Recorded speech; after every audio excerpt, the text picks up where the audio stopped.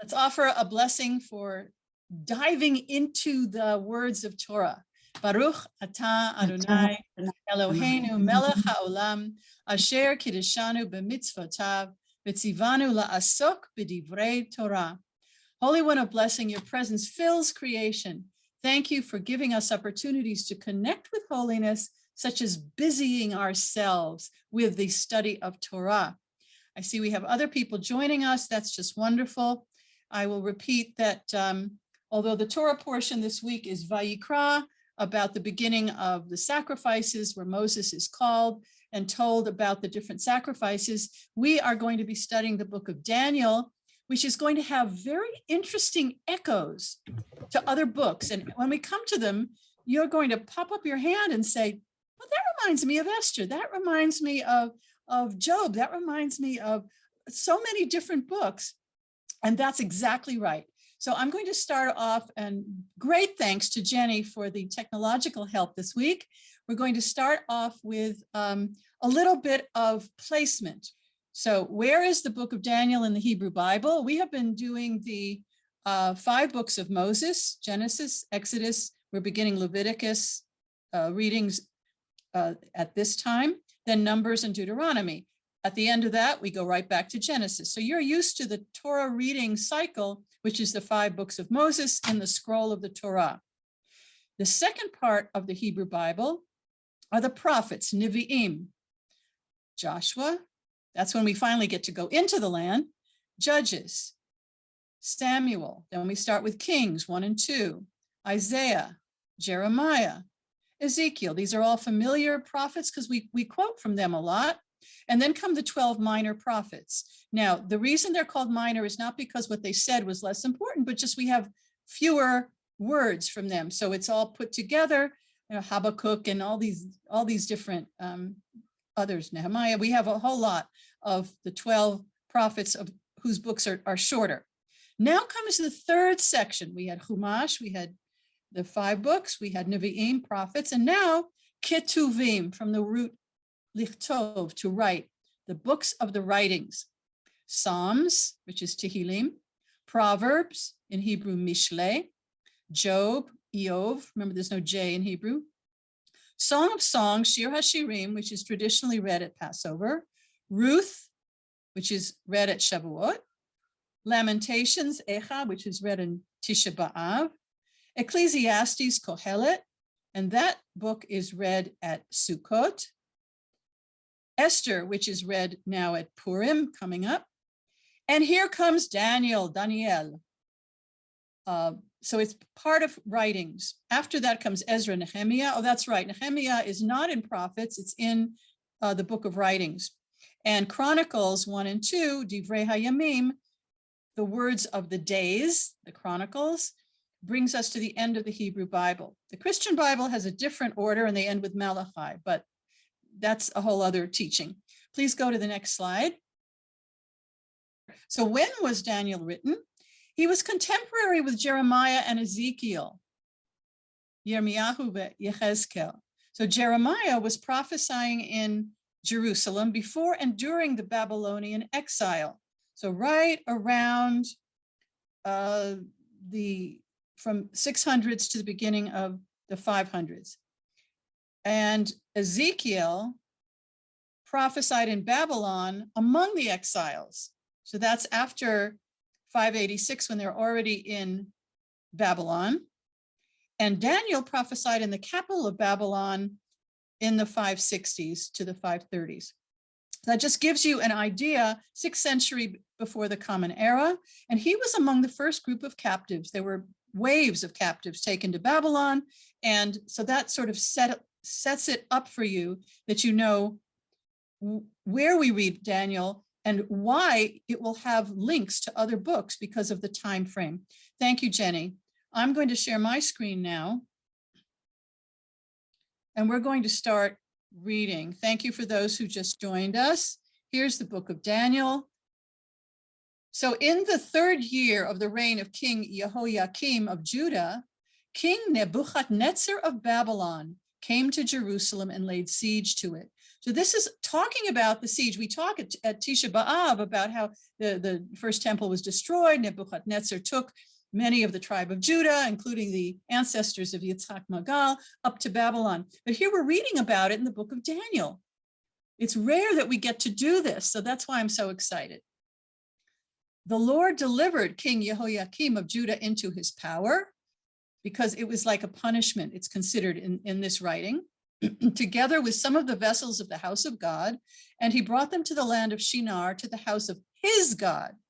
He deposited the vessels in the treasury of his God. So we're going to be talking about the God of Babylon, the names of the gods of Babylon, and it's going to really play a very important part. Then the king ordered Ashpenaz, his chief officer, to bring some Israelites of royal descent and of the nobility, youths without blemish, handsome, proficient in all wisdom, knowledgeable and intelligent, and capable of serving in the royal palace, and teach them the writings and the language of the Chaldeans, Hakasdim. So this is very interesting. The language is going to be important. And the fact that he didn't just imprison them, he said, well, who's got talent here? Let's use them for our benefit. Let's take the cream of the crop, train them, and use them for the benefit of the Babylonian leadership. The king allotted, and this is very interesting, the king allotted daily rations to them from the king's food and from the wine he drank. They were to be educated for 3 years, at the end of which they were to enter the king's service. Which means they would stand before the king, but we understand that that's what it would mean. Now, here we go. Among them were the Judahites, Daniel, Hananiah, Mishael, and Azariah. Now, look at this. The chief officer gave them new names. He named Daniel Belshazzar, Hananiah he named Shadrach, Mishael he named Meshach, and Azariah he named Abednego. So I'm going to stop the share here because this may be bringing up to you some songs you may have heard of. This may bring up to you, is that where that comes from? Now, we are going to stop the reading various times in our study and open it up to commentaries, art, music, dance, and more understanding of the words we've just read. So Jenny, would you go to the next slide, please?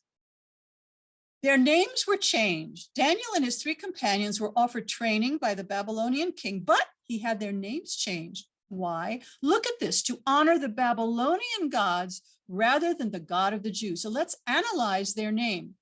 Daniel means God is my judge. It was named to Belshazzar, a servant of Bel, one of their gods, or their God. Hananiah means like Hanan, the Lord is gracious, to Shadrach, inspired by the sun god. Mishael, which could be translated as who is what God is, or strong of God, something like that. But you see the El and Yah and El, those are all God suffixes. His name became Meshach, who is what the moon god is, or Venus, depends on which translation. I did a lot of research here, and there were different translations. Azariah, the God helps, was changed to Abednego. And because D and N are hard to say, very often in the songs, you're going to hear Abednego, but it's Abednego, the servant of Nebo, Abednego, of the shining fire. So what you have to understand here is he was changing their identities by taking away their God-connected names to move over to the gods of the new conquering people. Next slide, please. So here is a song about those 3 names. And now Ford Leary and the boys would like to tell you the story of Shadrach, Meshach, and Abednego.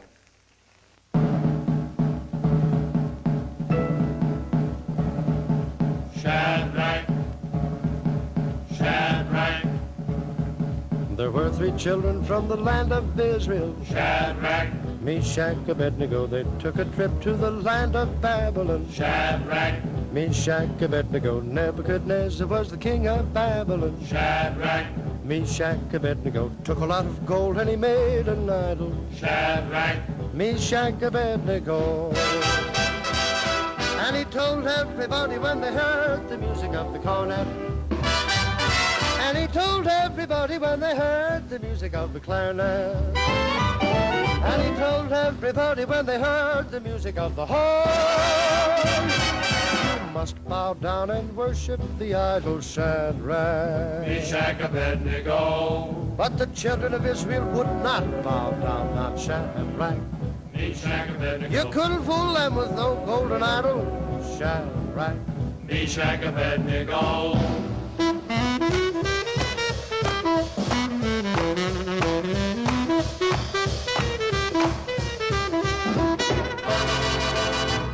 The king put the children in the fiery furnace. Oh, Shadrach, Meshach, Abednego, heap on the coals and the red hot brimstone. oh, Shadrach, Meshach, Abednego, 7 times hotter, hotter than it ought to be. Shadrach, Meshach, Abednego, burnt up the soldiers that the king had put there. Shadrach, Meshach, Abednego.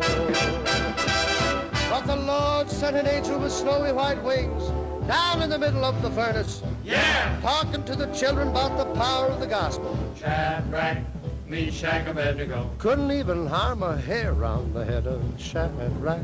Meshach, Abednego, Laughing and a-talking while the fires are jumping on. Shadrach, Meshach, Abednego. Oh, Nebuchadnezzar called. Oh, yeah. When he saw the power of the Lord, and they had a big time in the house of Babylon. Shadrach, Meshach, Abednego, Shadrach, Meshach, Abednego, Shadrach, Meshach, Abednego, Shadrach. Isn't that fun? They just love those names. Now, what happened, I'm going to share the screen again. Let's see how they held on to their identity. So every time I do this, I have to show the video panel. There we go. I'm going to call on Diane Bouguet. Could you read Daniel resolved not to defile himself? Daniel resolved not to defile himself. Can you hear me? Yes. With the king's food or the wine he drank. So he sought permission of the chief officer not to defile himself. And Hashem disposed the chief officer to be kind and compassionate towards Daniel. The chief officer said to Daniel, I fear that my lord the king, who allotted food and drink to you, will notice that you look out of sorts, unlike the other youths of your age, and you will put my life in jeopardy with the king. Daniel replied to the guard whom the chief officer had put in charge of Daniel, Hananiah, Mishael, and Azariah. Please test your servants for 10 days. Give us legumes to eat and water to drink. Then compare our appearance with that of the youth who eat of the king's food, and do with your servants as you see fit. He agreed to this plan of theirs and tested them for 10 days. When the 10 days were over, they looked better and healthier than all the youths who were eating of the king's food, which was probably very greasy. My own interpretation. So the guard kept on removing their food and the wine they were supposed to drink and gave them legumes. Hashem made all 4 of these young men intelligent and proficient in all writings and wisdom, and Daniel had understanding of visions and dreams of all kinds. When the time the king had set for their presentation to come, the chief officer presented them to Nebuchadnezzar. The king spoke with them, and of them all none was equal to Daniel. Hananiah, Mishael, and Azariah. So these entered the king's service. Whenever the king put a question to them requiring wisdom and understanding, he found them to be 10 times better and all the magicians and exorcists throughout his realm. Daniel was there until the first year of King Cyrus. So you see that he served under various kings, and later he'll serve under Darius as well. Now, we're going to start chapter 2, and I'm going to call on Patty Hoyce to read. In the second year of the reign of Nebuchadnezzar, Nebuchadnezzar had a dream. His spirit was agitated, yet he was overcome by sleep. The king ordered their magicians, exorcists, sorcerers, and Chaldeans to be summoned in order to tell the king what he had dreamed. They came and stood before the king, and the king said to them, I have had a dream, and I am full of anxiety to know what I have dreamed. The Chaldeans spoke to the king in Aramaic, O king, live forever. Relate the dream to your servants, and we will tell its meaning. The king said in reply to the Chaldeans, I hereby decree, if you will not make the dream and its meaning known to me, you shall be torn limb from limb and your houses confiscated.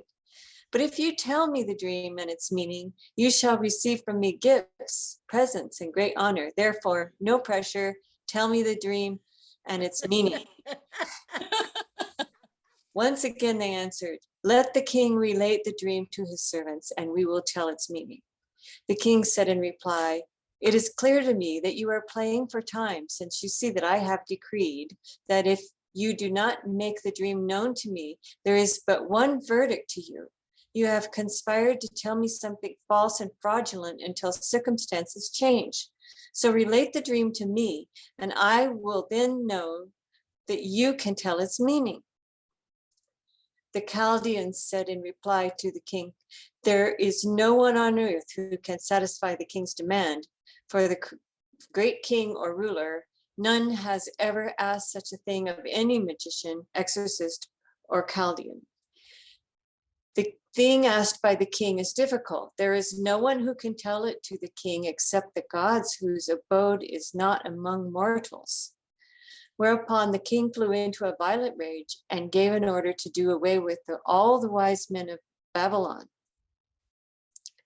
The decree condemning the wise men to death was issued. Daniel and his companions were about to be put to death. Then Daniel remonstrated with Arioch, the captain of the royal guard, who had set out to put the wise men of Babylon to death. He spoke up and said to Arioch, the royal officer, why is the decree of the king so urgent? Whereupon Arioch informed Daniel of the matter. So Daniel went to ask the king for time that he might tell the meaning to the king. Then Daniel went to his house and informed his companions Hananiah, Mishael, and Azariah of the matter, that they might impose of God of heaven for help regarding this mystery, so that Daniel and his colleagues would not be put to death together with the other wise men of Babylon. The mystery was revealed to Daniel in a night vision, and Daniel blessed the God of heaven. Daniel spoke up and said, let the name of God be blessed forever and ever, for wisdom and power are his. I want you to stop for a minute. I'm reading along, and this is in Aramaic. So that's why you're seeing all these alepphs. Mi alma ve'ad alma. That's min olam ve'ad olam in Hebrew. So if you see all these alepphs, this is in Aramaic. Chochmata would be ha-chochma. You see the wisdom and power. These alepphs are like the hey, like the in Hebrew that would be at the beginning of the word. Dilehi. So this is all in Aramaic. So the all of Book of Daniel is a combination of Hebrew and Aramaic. I just wanted you to notice that as I'm reading along. So this is, he changes times and seasons, very much like in our evening prayer that we say Friday night. Go on. He changes times and seasons, removes kings and installs kings. He gives the wise their wisdom and knowledge to those who know. He reveals deep and hidden things, knows what is in the darkness, and light dwells with him. I acknowledge and praise you, O God of my fathers, you who have given me wisdom and powers. For now you have let me know what you asked of you, what we asked of you. You have let us know what concerns the king. Thereupon Daniel went to Arioch, whom the king had appointed to do away with the wise men of Babylon. He came and said to him as follows: do not do away with the wise men of Babylon. Bring me to the king, and I will tell the king the meaning. So Arioch rushed Daniel to the king's presence and said to him, I have found among the exiles of Judah a man who can make the meaning known to the king. The king said in reply to Daniel, who was called Belshazzar. Can you really make known to me the dream I saw and its meaning? Daniel answered the king and said, the mystery about which the king has inquired, wise men, exorcists, and magicians and diviners cannot tell to the king. But there is a God in heaven who reveals mysteries, and he has made known to King Nebuchadnezzar what is to be at the end of days. This is your dream and the vision that entered your mind in bed. Now, who are you thinking of as we're reading this? Who are you thinking of in the Bible? Joseph. Joseph, of course, who could tell the dream to Pharaoh, and that would, change the whole story after that. I'm telling you, every time we read something here, we're going to say that reminds me of. So this is the first reminding of is Joseph, whose name was also changed in Egypt, and he was advising the king, the Pharaoh. And here we have Daniel doing the same thing. Very good. I'm going to move over to Anita. Would you read, O King, the thoughts that came to your mind? Yeah, but I think this is the second, actually, because the first is the diet, which reminded me of Esther. Oh, right, the diet, right, exactly, you're right. So they wouldn't eat non-kosher food, they ate basically vegan, and they came out very healthy. I meant to mention that, thank you, Anita. And Esther also in the palace would not eat the treif that was there. And the Midrash says that she had a different maid for every day of the week, so that the one who came on Shabbat didn't know that she did any differently from the other days.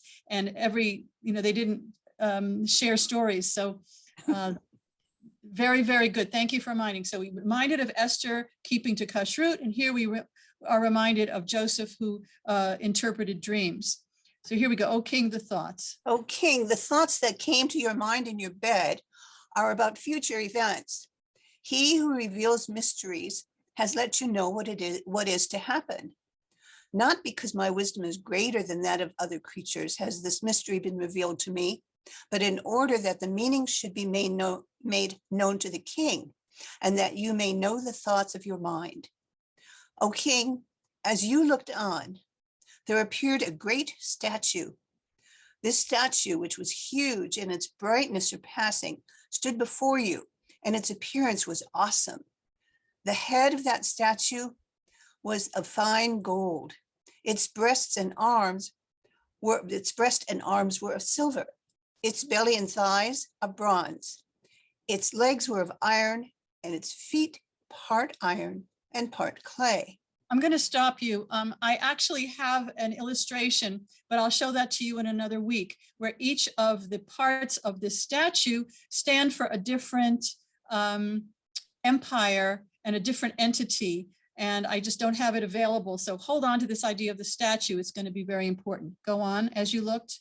As you looked on, a stone was hewn out, not by hands, and struck the statue on its feet of iron and clay and crushed them. Ever heard of feet of clay? Feet of clay. Comes from this. Go on. All at once, the iron, clay, bronze, silver, and gold were crushed and became like chaff of the threshing floors of summer. A wind carried them off until no trace of them was left. But the stone that struck the statue became a great mountain and filled the whole earth. Such was the dream, and we will now tell the king its meaning. You, O King, King of kings, to whom the God of heaven has given kingdom, power, might, and glory, into whose hands he has given men, wild beasts, and the fowl of heaven, wherever they may dwell, and to whom he has given dominion over them all. You are the head of gold. But another kingdom will arise after you, inferior to yours. Then yet a third kingdom of bronze, which will rule over the whole earth. But the fourth kingdom will be as strong as iron, just as iron crushes and shatters everything, and like the iron that smashes, so will it crush and smash all these. You saw the feet and the toes, part potter's clay and part iron. That means it will be a divided kingdom. It will have only some of the stability of iron, inasmuch as you saw iron mixed with common clay. And the toes were part iron and part clay. That means the kingdom will be in part strong and in part brittle. You saw iron mixed with common clay. That means they shall intermingle with the offspring of men, but shall not hold together, just as iron does not mix with clay. And in the time of those kings, the God of heaven will establish a kingdom that shall never be destroyed, a kingdom that shall not be transferred to another people. It will crush and wipe out all these kingdoms, but shall itself last forever. Just as you saw how a stone was hewn from the mountain, not by hands, and crushed the iron, bronze, clay, silver, and gold. The great God has made known to the king what will happen in the future. The dream is sure and its interpretation reliable. Then King Nebuchadnezzar prostrated himself and paid homage to Daniel and ordered that a meal offering and pleasing offerings be made to him. The king said in reply to Daniel, "Truly, your God must be the God of gods and the Lord of kings and the revealer of mysteries to have enabled you to reveal this mystery." The king then elevated Daniel and gave him very many gifts and made him governor of the whole province of Babylon and chief prefect of all the wise men of Babylon. I'm stopping you there. What does that remind you of? That he gets a really good job. Oh, Joseph again. Okay, Joseph, and who else in the Purim story? Oh, Mordecai. Mordecai, absolutely, absolutely. At the end, you're right, at the end. Right at the end. Let's see. So we're So you here. went down too far. Yeah. Here we go. At Daniel's request, finish that. Okay. At Daniel's request, the king appointed Shadrach, Meshach, and Abednego to administer the province of Babylon, while Daniel himself was at the king's court. So Daniel is at the king's court, and he's going to do so well that he brings about a lot of jealousy on the part of the other advisors, not his friends, but the other advisors. So here we have the statue, and everyone has to attend the dedication of the statue. And again, all the satraps, prefects, governors, counselors, treasurers, etc., have to come to this big dedication. And the herald proclaimed, "You are commanded, O peoples and nations of every language." Remember, this is an empire. "When you hear the sound of the horn, pipe, zither, lyre, psaltery, bagpipe, all types of instruments, to fall down and worship the statue of gold that King Nebuchadnezzar has set up. Whoever will not fall down and worship shall be thrown into a burning fire furnace." What does this remind you of? Here we are at Purim. Bow down or else. What does this remind you of in the Purim story? Yes, Anita? For one thing, that's Haman, but who was upset that the Jews did bow down to them. But when we're talking about this statue, this is not the statue in the dream. This is a totally different all gold statue. Right. That was built really high and olive gold and was supposed to be a god that everybody was supposed to bow down to, right? Correct. The other one was in the dream. Right. Okay. It was just in his head. But the idea is bow down or you will die. And in the Purim story, we know Mordecai does not bow down, and that causes a lot of problems in the court. So we have these echoes, that seems to happen in the courts. Whoever will be thrown into a burning fire furnace. And so all the people, what did they do? They fell down and worshiped. And seizing the occasion, certain Chaldeans came forward to slander the Jews, very similar to the Purim story. There is a people who do not listen. Raya, I see that your hand is up. Yeah, I just want to say that reminds me of current Russia. Well, that will be shown in our Purim spiel, I have to say, about a foolish king who makes bad choices. So everyone bowed and came up and said, "O king, live forever." Then this is still all in Aramaic.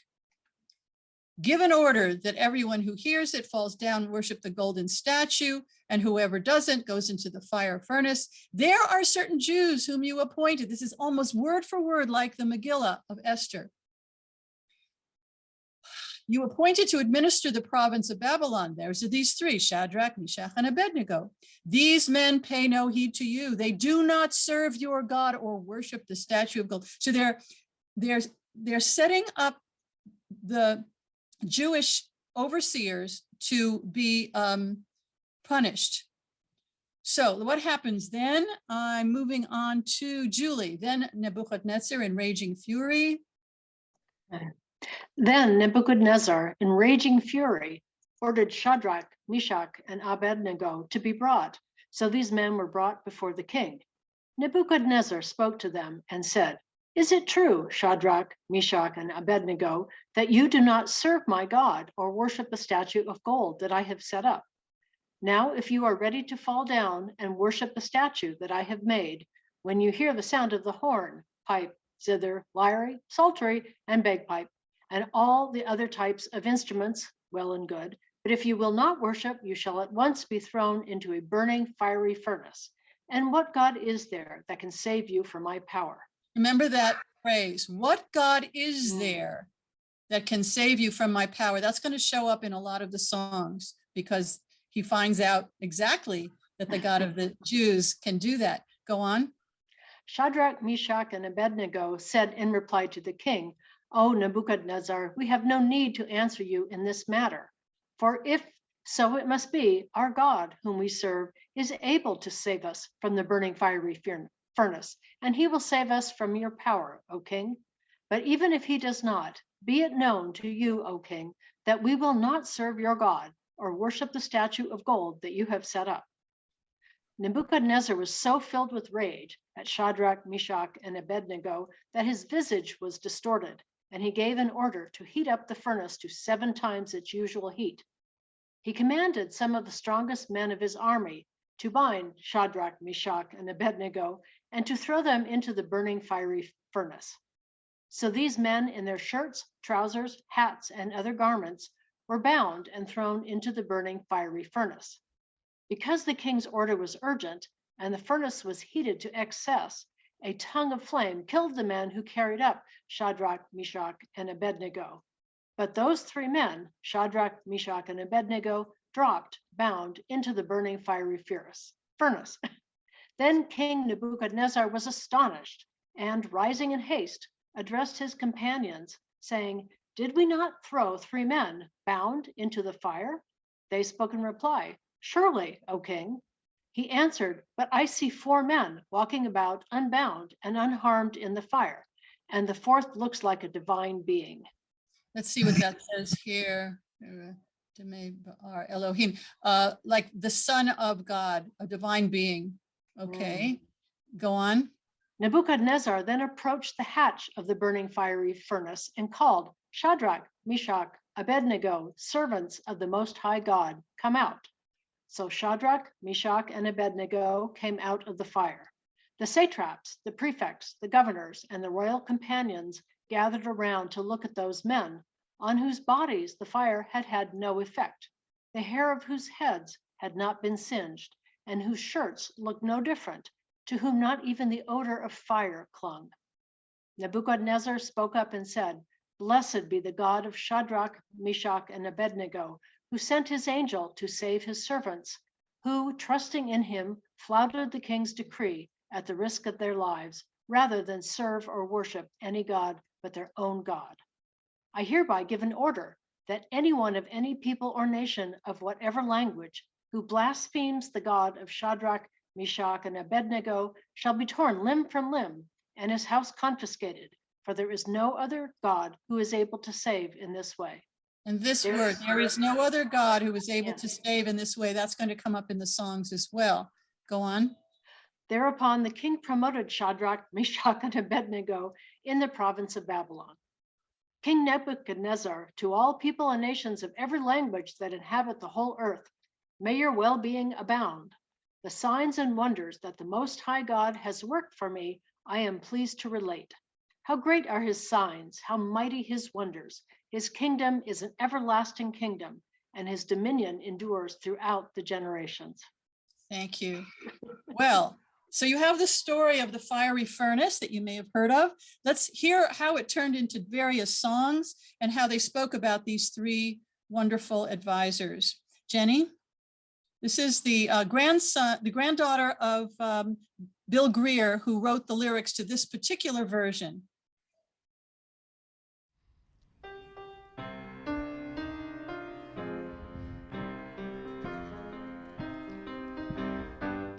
There's a story in the Bible about three brave men. If you've heard it before, you need to hear it again. So listen up, you really need to know about Shadrach, Meshach, Abednego. King Nebuchadnezzar made an idol of gold. He said, listen here, people better do what you're told. You better bow down when the music is played, or it's in the fiery furnace 'cause you've disobeyed. So the very first time that the music was played, all the people bowed down 'cause they were afraid. But three brave men, they each said no. That was Shadrach, Meshach, Abednego. Well, the king was so mad when the word got around. He couldn't believe that they didn't bow down. So he asked them why. They said, we're not afraid, for we worship our God and not the idol you made. So the king had them thrown in the furnace of fire, and he turned it way up to make the flames go much higher. And as everyone watched, much to their surprise, that instead of three men, there were four men inside. And someone said, look, there's an angel in there, and they're not burned, nor their clothes or their hair. And the king cried out, not in all of my days has there ever been a God so worthy of praise. So the king made a decree, it was on that very day. There is no God who can save. And this way, Shadrach, Meshach, Abednego.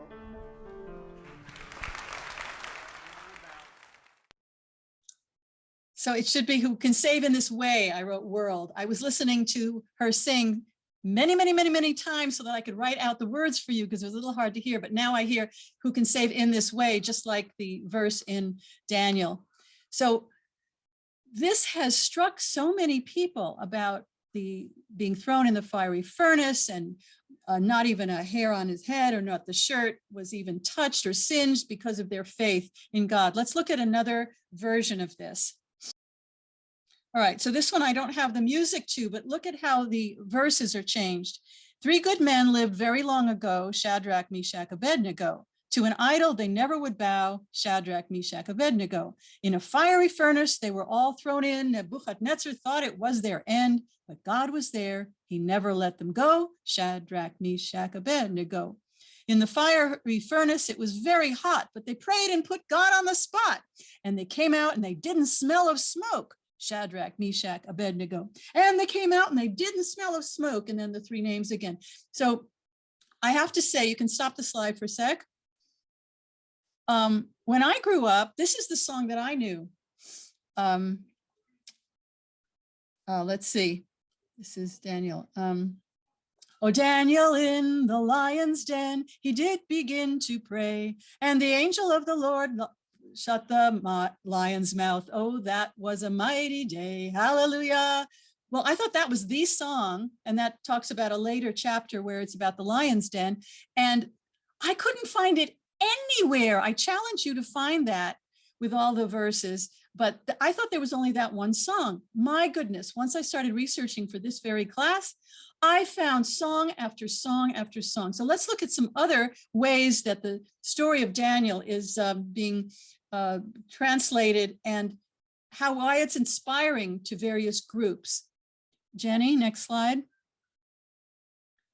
Didn't God deliver Daniel? This is a 1927 scratchy record, but it's just so great. So let's hear that for a minute.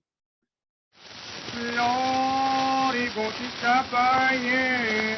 Lord, he won't you stop by here. Lord, he won't you stop by here. Lord, he won't you stop by here. Lord, he won't you stop by here. Lord, he won't you stop by here. Lord, he won't you stop by here. They go down, didn't God deliver Daniel? Who Lord is Daniel? Lord Daniel. Great God is didn't God deliver Daniel? Great God is why not deliver me? They go down, Daniel in the lion's den. Down, Daniel in the lion's den. Great God is Daniel in the lion's den. Daniel in the lion's den. Daniel in the lion's den. Daniel in the lion's den. Great God is Daniel in the lion's den. They go down, didn't God deliver Daniel? Who Lord is Daniel? Great God is Daniel. Who Lord is didn't God deliver Daniel? Great God is why not deliver me? You can stop right there. All right, thank you. Look at the next slide based on this same song. This is Daniel and Dance by the Alvin Ailey Company. If my Lord deliver Daniel, deliver Daniel, deliver Daniel. Did my Lord deliver? Did my Lord deliver him, and why not every man? Did my Lord deliver Daniel, deliver Daniel, deliver Daniel. Did my Lord deliver? Did my Lord deliver him, and why not every man? He delivered Daniel from the lion's den, Jonah from the belly of the whale, the Hebrew children from the fiery furnace. And why not every man? Did my Lord deliver Daniel, deliver Daniel, deliver Daniel? Did my Lord deliver? Did my Lord deliver him, and why not every man? Did my Lord deliver Daniel, deliver Daniel, deliver Daniel? Did my Lord deliver? Did my Lord deliver him, and why not every man? I set my foot on the gospel ship. The ship began to move. It carried me over into Canaan's land. And why not every man? Did my Lord deliver Daniel, deliver Daniel, deliver Daniel? Did my Lord deliver Daniel? And why not every man? Did my Lord deliver Daniel, deliver Daniel, deliver Daniel? Did my Lord deliver Daniel? And why not every man? Wow, thank you, Jenny. So the idea of being delivered gave rise to many spirituals. The idea of being plucked out of danger, a lion's den, which we'll read later in subsequent weeks, or from the fiery pit, impossible except for by a miracle and by faith. And so this really touched the souls of many people and gave rise to these songs, more songs, dances from many, many decades. And I just thought this was great. So I'd like to open it up now to discussion.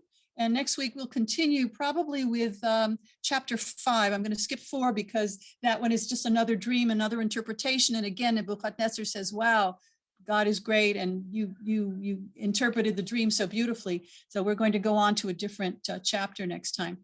Oh, reactions, responses, comments, questions. You can unmute. Yes, Gloria. It just amazes me that it sounds like the spirituals from times of slavery that brought the Old Testament to life. And it's so nice to hear the recordings of them. Yeah, I had a lot of fun looking through these. This many, many hours of searching through old recordings. One in 1927, you could hear how scratchy it was. And it was from the attempt to record folklore that would be lost. And so I was really happy to find that. Any other responses to this? Yes, Susan. I have a question, first of all, Rabbi.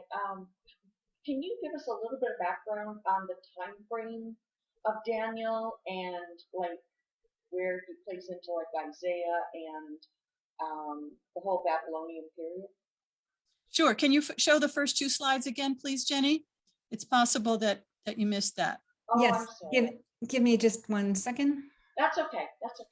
No, it's okay. Review is good. Review is good. By the way, my first two slides are a summary of 15 pages. So. Okay. Okay. And the second thing was there actually is a somewhat newer version for anyone who cares. The Beastie Boys actually put out a rap version, and I also have heard like maybe around 2015 or so version of a kids club. So there are some very modern ones too. All right, so we're going to look at those, and anytime you find one, please send me links during the week so that I can add that. Okay, so again, to review, the book of Daniel is found near the end of the writings, 3rd section of the Bible. Next slide. And it takes place during the time of the expulsion to Babylon in the 6th century BCE. And he was among the group of captives, and he's contemporary with Jeremiah and Ezekiel. Now, if you Google it, you will get the same 15 pages I got, very detailed about which kings he served under, because you go from Nebuchadnezzar to Darius. And so there's quite a change there in regime, but that places it for you very, very briefly. Thank you, Jenny. Thank you, Rob. Thank you. Yes, Anita.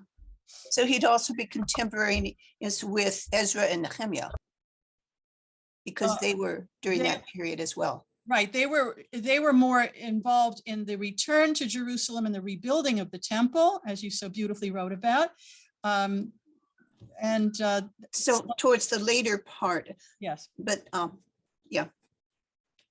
But this is all taking place in the court, the foreign court of Babylon, and then under Darius of the Medes. So it's nothing about back in Jerusalem, although he holds to those traditions of food and name and values, but he doesn't go back to Jerusalem in what we read in the book of Daniel.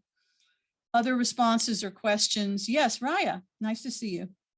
So I may have missed something, but from what I understood from the reading, it sounds like Daniel did this wonderful thing of both knowing what the dream was and interpreting it, gets told what a wonderful, miraculous God he has. And then Nebuchadnezzar builds this idol as if that didn't happen. And everybody should worship this other God. Explain. Yeah, very strange. And it's going to happen again. He has another dream, and it's a similar kind of thing where, again, he remembers, like Pharaoh, you know, Pharaoh said, oh, bless me in the desert. And then what does he do? He chases after it with the chariots. So we know we forget, we know again, we forget. And that's what happened to the rulers. Very good that you pointed that out. Anita. There's another issue with the dream that Nebuchadnezzar would know that Daniel was speaking the truth about the interpretation of the dream, because he was the only one who could tell what the dream was. If the king had told what the dream was, which he didn't know what it was, but if he knew what it was and he told what it was, then any interpretation might be considered valid. That's very true. That's true. So with Pharaoh, he told the dream of the cows and the wheat and all that. And here he said, I had a dream and I'm very anxious, but I don't know what the dream was. So it's once removed, you're right. And then Daniel said what the dream was and what the interpretation was. Yeah, that's a little bit different. Isn't it delightful to see these different expressions of the book and how many songs there are? I still am shocked to know that my song is not the song. So I have to get over that. But I was really, I kept looking for it. I wrote the lyrics and I wrote this and I wrote folk dance. Nothing, cannot find it anywhere. Daniel in the lion's den, he did begin to pray. Where is that song? I learned it at camp. Maybe some of you have heard it, and I cannot find it in the universe of the internet. So maybe you can help me. And really, if you find other, a rap song, or I have other things up my sleeve here together with Jenny to show you in subsequent weeks. So I sent you all the material about this week's Torah portion, Vayikra, and also something about Shabbat Zachor. Now, because this is a leap year, the Sabbath of Remembrance, which is always the Sabbath before Purim, is read now. Because it's a leap year, we had an extra month. In other years, this Shabbat would have been a month ago and Purim would have been a month ago. But we have 2 months of Adar, Adar 1, and now we're in Adar 2. So this Friday, I will be chanting something about Amalek from Shabbat Zachor reading, which is in Deuteronomy, even though we're just in Leviticus. So that's why I sent you that material, so you can read it on Shabbat and be up to date, because I just couldn't wait to dive into Daniel. And we've done sacrifices, at least this is the 16th time while I've been your rabbi. So I thought we would try something different. Good. Any last words or reactions or questions before we close? Gloria. Quickie on the Parsha. My friend, Rabbi Mary Zamor, who I've talked about numerous times, actually wrote the Parsha for the Social Justice Torah commentary for this week. And it was really fascinating. She focused on leadership, that when the Kohanim were doing the ritual, it was, they did it to a perfection, and people were, and they had very strict rules. And she related this to the importance of people in whether religious life or government or teaching, that whatever we do is we pass it on from generation to generation. And the importance is to let people share and be honest. And it just amazed me how she tied that all together. So just really had an urge to share it. So thank you. Thank you, Gloria. Terry. Hold on, let me unmute you. Go ahead. I just wanted to thank you very much for coming up with the concept of doing this book and all the work that is apparent already that you've put into the project. I'm really enjoying it. Thank you. Thank you. And many of us should just thank Jenny. Jenny, let's give you some love. Yeah. Many hours of figuring out how to get the embedded, because I found the raw material, but she made it fine and beautiful. So thank you, Jenny. Tomorrow we have services, and there'll be something for Shabbat Zachor, and there will be an aliyah for everybody in addition to the regular aliyah. So please either tune in or come in person. And then next week, please look at the links for Purim, okay? Bye, everybody. Thank you, Rabbi. Thank you, Jenny. Fantastic. Thank you.